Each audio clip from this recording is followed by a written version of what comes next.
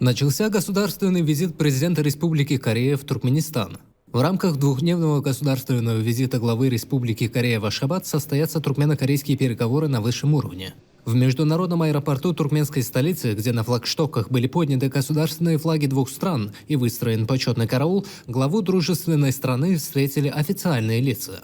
По сложившейся доброй традиции гостеприимства, высокому гостю были преподнесены хлеб, соль и цветы. Из аэропорта президент Юн Сок Йоль проследовал в отведенную на время визита резиденцию, разместившуюся в фешенебельном столичном отеле «Огускент». Наращивание эффективных отношений со странами Азиатско-Тихоокеанского региона, в том числе с Республикой Корея, занимающей лидирующие позиции среди развитых государств мира, выступает в числе ключевых аспектов внешнеполитической стратегии нашей отчизны.